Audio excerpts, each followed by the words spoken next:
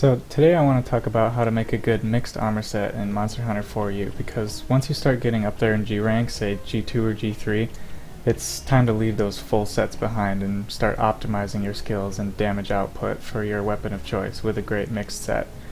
I'm going to go over a handful of weapons that I like to use so you can get the basic idea of how to come up with a good mixed set for really crushing the hardest monsters in the late game. Before I go any further, you ought to be aware of a very useful tool in planning a great mix set. That tool is called Athena's Armor Set Search. It's a desktop application which allows you to specify certain skills you'd want in an armor set, and it will query a database of every piece of armor in the game and show you just what pieces of gear it's possible to get those armor skills on, including what gems you'll need.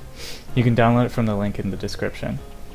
I highly recommend you learn to use that tool, but it's not absolutely essential. Alright, so let's jump right into it. I'm going to show you a few armor sets that I've put together and justify why they're good, if not the best you can hope to get for any given weapon. We'll start with Greatsword. Now, in Monster Hunter there are different playstyles for any given weapon, but if you're using Greatsword and you're just spamming X and A and not triple charging, then you're doing it wrong.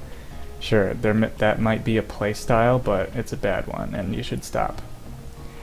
The idea behind Greatsword is to exploit the monster's openings and land as many triple charges as possible. These skills are pretty much the bread and butter of a Greatsword. Sharpness +1 is absolutely essential for every Blade Master set, as it adds the largest damage multiplier for any given Blade Master set or weapon. The only exception is if you're going to use status, but we'll get to that later. Sheath Control combines Quick Sheath and Punishing Draw. Punishing Draw adds KO to your from sheath charge attacks, and Quick Sheath is a nice to have, but it's not absolutely essential. Focus is essential in order to get your triple charges off faster. Crit Draw in order to make every triple charge from sheath do more damage, because you certainly aren't going to be walking around with your sword out. You basically get off the triple charge, sheath, reposition, and set up for the next charge. About Honed Blade, the Edge Master skill is pretty few and far between on armor sets that you can craft, so in some cases it might be easier to get Sharpness +1 and Attack Up Large separately, depending on the set. Alright, so let's move on to Hammer. Challenger +2 is pretty much the best damage skill in the game and goes well on nearly every weapon. It gives Attack Up XL and Affinity +20 when the monster's enraged, which depending on the monster is going to be at least half the fight, if not more, which is insane.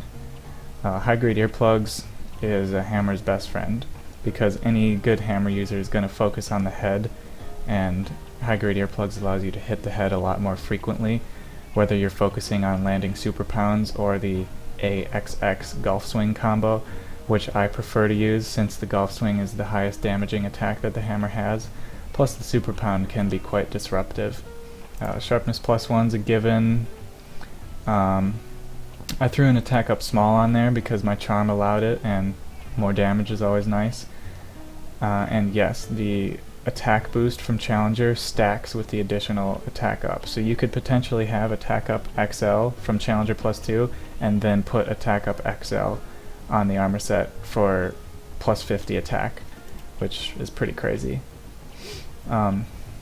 Pretty much every armor set you make is going to hinge on the talisman you have. A good talisman is the linchpin to a great endgame mixed armor set, so I highly recommend you start Juju melding frequently. Now, on to Switch Axe. This weapon's attacks and movement lend itself well to a playstyle based around evasion and taking advantage of invincibility frames. Evade Extender works on a Switch Axe as well, since you pretty much never want to leave sword mode, since this does the most damage, depending on your file, if you're using power file, which is recommended. And Evade Extender allows you to chase down a monster effectively while staying in sword mode. The only thing missing on this set is Razor Sharp, which is a big deal due to the frequency of attacks that the Switch Axe puts out. Now on to possibly my favorite weapon, which is the Lance.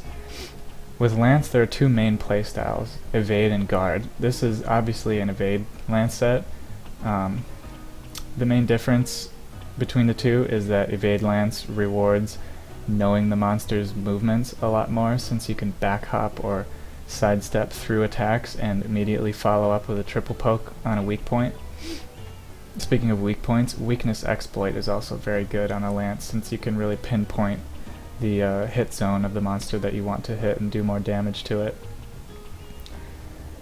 Staying right up in the monster's face or underneath it and simply dodging through every attack and following up with your own attack is a really fun playstyle, but it's a sort of high risk, high reward, as you can get punished pretty hard if you mistime a sidestep or a back hop.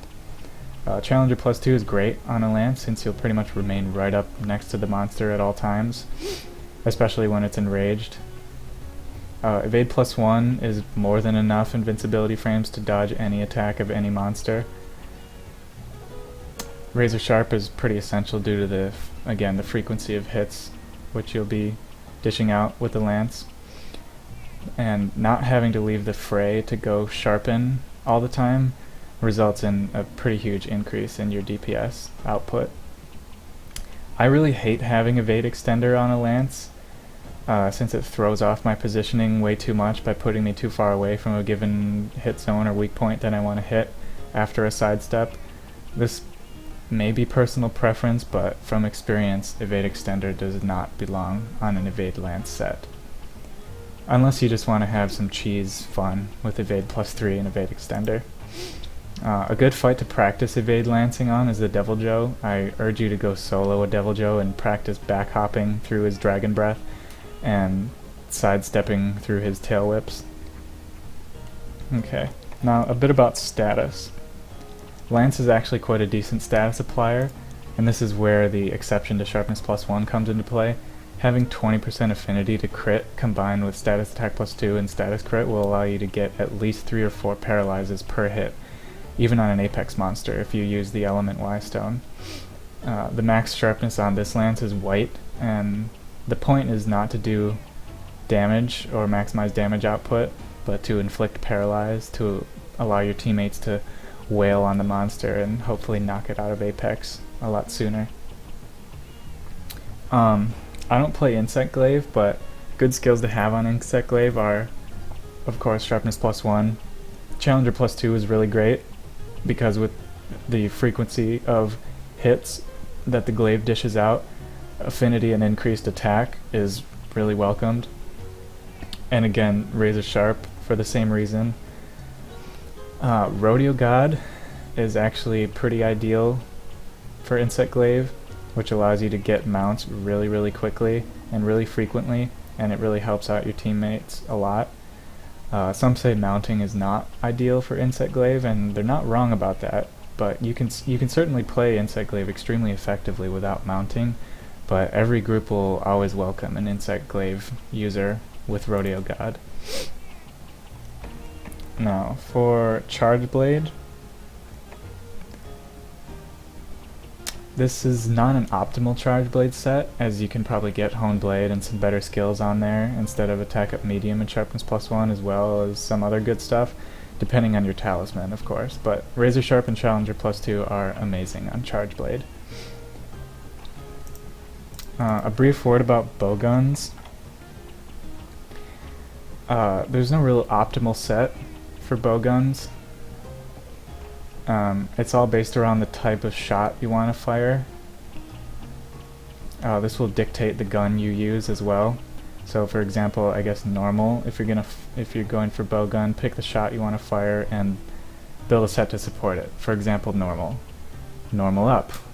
Challenger +2 works really well even on a Bowgun. Evade Extender I like just for, dodge rolling out of the way and not really ever having to put away your Bowgun.